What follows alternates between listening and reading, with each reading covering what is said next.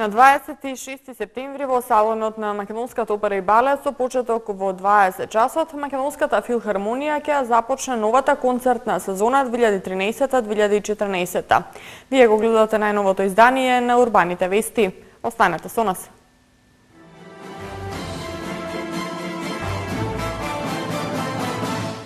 Потпишан договор за изградба на ново основно училиште Григор Прличев во населбата Железара.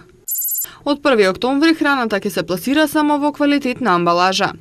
Од 27 до 29 септември второ издание на фестивалот Тело, ум и дух. Се повеќе пациенти се соочуваат со хипертензија или висок крвен притисок.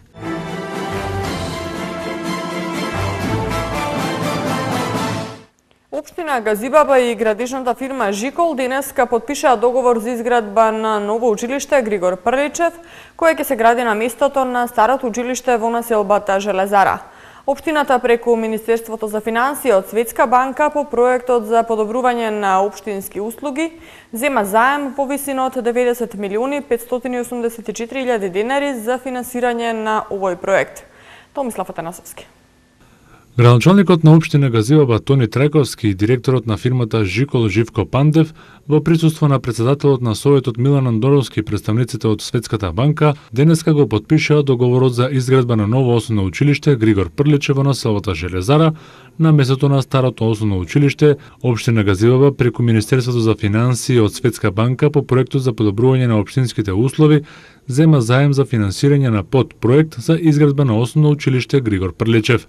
Денеска го потпишавме договорот за изградба на новото основно училиште во населбата Железара, основното училиште Григор Прличев. Значи, овој објект ќе го градиме со средства кои што ги обезбедивме од Светската банка со поддршка на Министерството за финансии и владата на Република Македонија. Успеавме да обезбедиме средства за изградба на еден ваков капитален проект. После периодот од 18 месеци учениците ќе добијат ново основно училиште. Посебно ми е драго што баш во општината Газибаба и парите што доаѓаат од Светска банка ги доверија на компанијата Жикол. Нема чести прилики. Жикол во својата референца има санации, има, ама ново школа многу ретко се случи. Новото училиште ќе се протега на површина од 2000 метри квадратни, а вкупната вредност на договорот изнесува 72 милиони 444 илјади и 954 денари. Капацитетот е за 400 ученици, со можност во иднина да може да се догради уште еден спрат, доколку се појави потреба од тоа. Проектот е направен по сите современи стандарди од аспект на енергетската ефикасност, заштита на животната средина и сите можности кои се потребни за непречено функционирање на учениците, како и за лицата со посебни потреби со пристапни рампи, лифт со посебен број на простории, дополнителни простории, кабинети, лаборатории и друго. Периодот на градење на новото основно училиште Григор Прличев во населбата Железара е 18 месеци.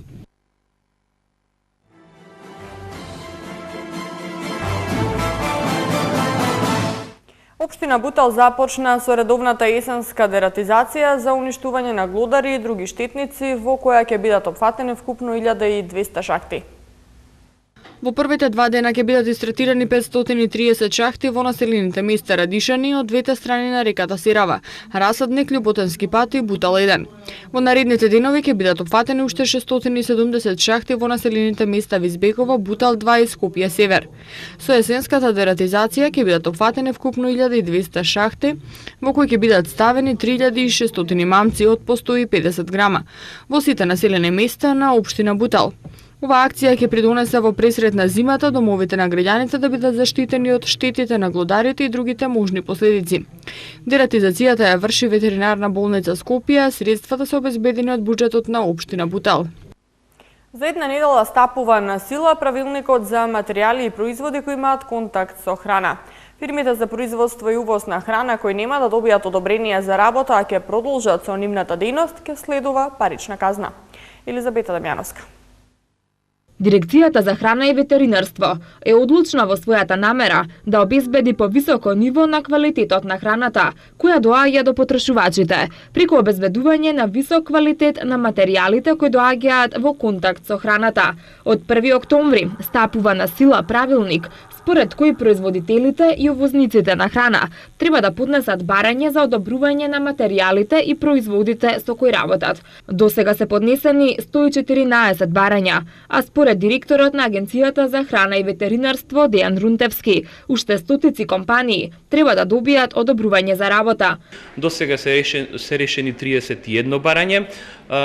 За неколку од нив сме во поставка на дорешавање, бидејќи фали одредена документација од страна на производителите и се надеваме дека и упатуваме апел од ова место да операторите побрзаат со својата обврска, значи за доставување на барање за регистрација, одобрување, авторизација на производите и материјалите кои што доаѓаат во контакт со храната. Рунтевски истакна дека како последица на македонскиот менталитет, фирмите чекаат последен момент за да ги поднесат барањата и апелираше истите да побрзаат со врската за доставување барање за регистрација, одобрување и авторизација на производите и материјалите кои што имаат контакт со храна, како што се пластиката, дрвото, стаклото, гумата и се останато. Под материјали и производи кои што доаѓаат во контакт со храната спаѓаат материјалите од пластиката преку гумата, дрвото, стаклото, разни синтетички смоли, премази, восоци, силикон и така натаму. Значи една огромна палета која што ќе треба да се регулира од наша страна. За дел од нив имаме и посебни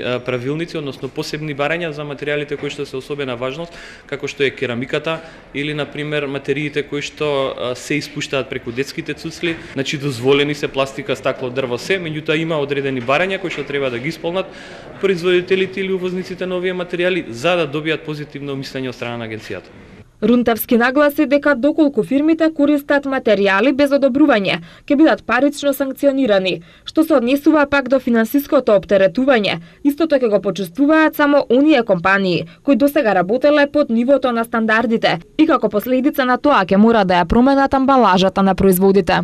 Во овој момент немаме дополнителни финансиски оптоварувања, очекуваме оптоварување некаде каде што нема да се даде одобрение, па ќе мора веројатно производителот да смени амбалажата, меѓутоа сето тоа останува да се види како ќе оди понатака.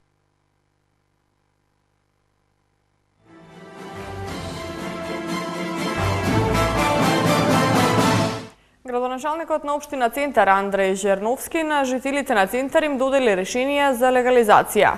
За последните 30 дена службите на општината изготвија 102 решенија, а за 4,5 месеци изготвени се 354 решенија. Заложба на секоја администрација, рече градоначалникот Жерновски, е да работи во интерес на граѓаните. Пред 1 месец си зададовме амбициозна цел да заокружиме по 100 решенија месечно. За деното го завршивме денеска, за 30 дена имаме 100 решенија, истакна Жерновски. На граѓаните им порача дека вратите од општината се секогаш отворени, бидејќи вработените во општината, советниците и тој самиот, како градоначалник, работат за интересите на жителите на Центар. Граѓаните задоволни, бидејќи некои по 10 години талкање по општинските лавиринти успеа денеска да ги добијат решенијата.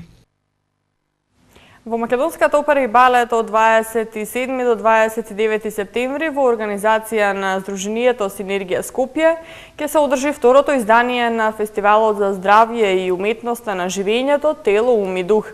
Годинава како новитет на фестивалот ќе има и 3 големи конференции, тоа по една во секој сегмент – Тело, ум и дух, кои се посебни целодневни настани. Сдруженијето Синергија Скопје од 27 до 29 септември во Македонската опера и балет го организира второто издание на Фестивалот за здравје и уметноста на живењето. Второто издание на фестивалот следи по успешната реализација на првиот фестивал за здравје и уметност на живењето. Здравиот и правилен развој на луѓето е основната идеја на фестивалот и тоа од 3 аспекти – тело, ум и дух. Во рамките на фестивалот ќе бидат интегрирани бројни предавања, семинари и работилници на овие теми со предавачи, тренери и инструктори од земјата, регионот и пошироко. Покрај работилниците и предавањата, годинава како новитет на фестивалот се јавуваат 3 големи конференции, и тоа по една во секој сегмент – тело, ум и дух, кои се посебни целодневни настани. Целта на овие конференции е вистински да се подигне свеста кај посетителите за правилниот начин на живот и да се овозможи релевантна едукација. На 27 септември во рамки на сегментот УМ ќе се одржи деловна конференција на која на учесниците ќе им се овозможи напредна обука за постигнување успех во работењето. Следниот ден во сегментот тело ќе се одржи семинар за целосна терапија на телото кој ќе обедини повеќе теоретски предавања, но и практични работилници кои ќе опфатат се она што е потребно за целосна терапија на телото, односно здрава исхрана, техники за дишење, јога, техники за воспоставување ментално-телесен контакт, работилници за корективна гимнастика, регулирање на телесната тежина и слично. На 29 септември во сегментот Дух ќе биде организиран целодневен семинар Тајните на духот, алатки за мир, среќа и хармоничен живот, кој има за цел да го подигне спиритуалното ниво кај секој од нас и да понуди решенија за среќен и спокоен живот. Меѓу останатите содржини кои ќе бидат понудени на фестивалот се повеќе кратки предавања на теми како фенг шуи, хомеопатија, астрологија, исцелување со сопствената енергија, нутриционизам и слично. Додека истовремено ќе се одржуваат и бројни работилници и презентации на различни рекреативни спортови и боречки вештини. За најмладите фестивалот нуди интересни содржини во детско катче, додека посетителите ќе може да уживаат и во повеќе активности и презентации и во изложбениот простор во фоајето на Македонската опера и балет. Влезниците за отворената програма чинат 100 денари и може да се купат на билетарата на МОП.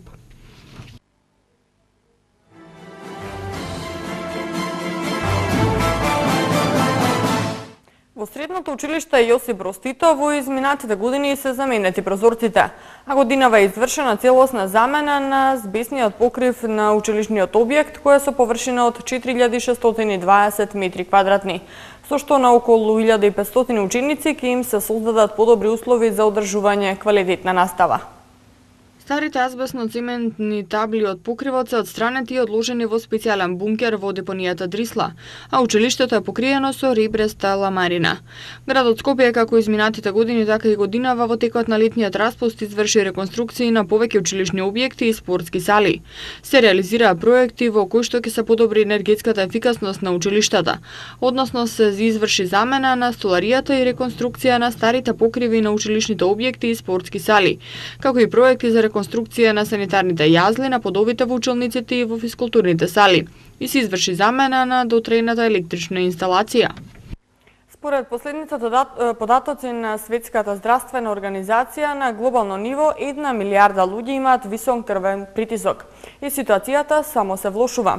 Искуствата на лекарите во врска со крвниот притисок покажале за да не се дојде до ова заболување, треба да се практикуваат во секојдневниот живот и некои природни навики, освен медикаментозна терапија.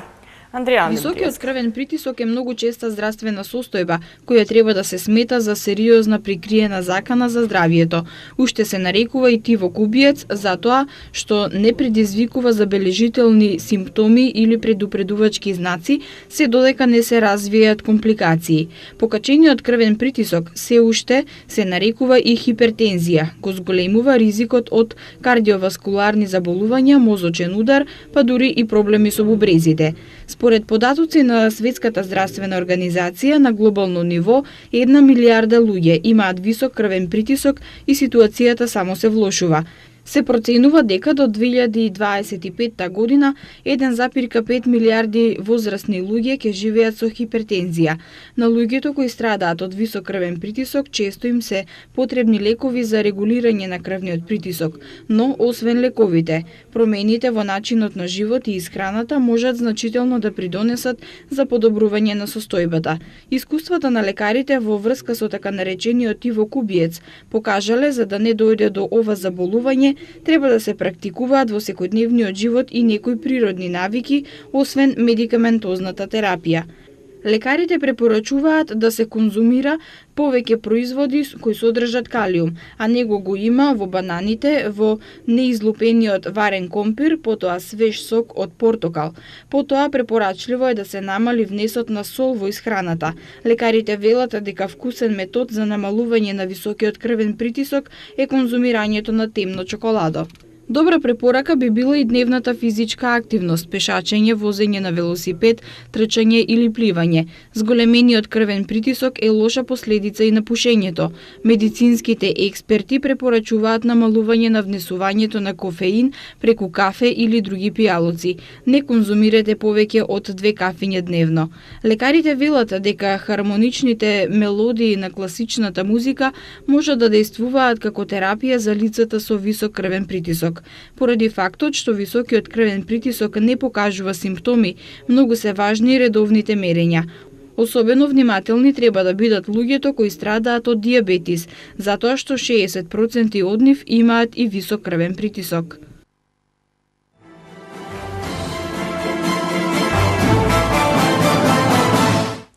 Општина Карпош ке учествува на сајмот на општини од Југоисточна Европа Некспо, што од 25 до 27 септември ке се одржи во Риека, во организација на Асоциацијата на општини од Југоисточна Европа.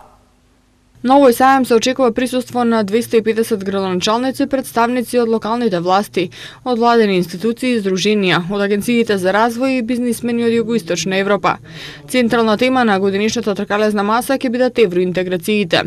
На простор од 4000 квадратни метри локалните власти ќе ги представат своите можности и капацитети пред бизнис секторот, како и своите потенцијали во инвестирањето, особено во областа на енергетската ефикасност и обновливите извори на енергија. На сајамот се очекува околу 4000 учесници. Некспо ја промовира улогата на локалната власт во процесот на децентрализацијата и меѓуинституционалната поврзаност и врши презентирање на регионалниот бизнис. По повод Светскиот ден на срцето, 28 септември, НВО Арт Лайф организира работилница на која ќе се креира најголемото еко срце, создадено од вредните раце на децата. Ова срце ќе биде изработено од пластични шишиња. Еко срце е акција која има за цел подигнување на еколошката свест кај децата. Уметници на оваа креација ќе бидат самите тие.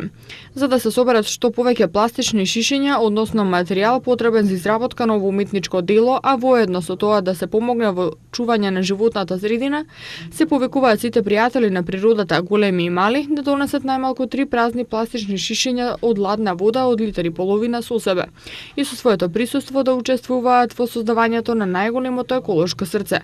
За нив влезот ќе биде слободен. Британскиот тенисер Енди Мареј успешно го оперираше грбот. Ова е само една од спортските информации кои следуваат веднаш по рекламите.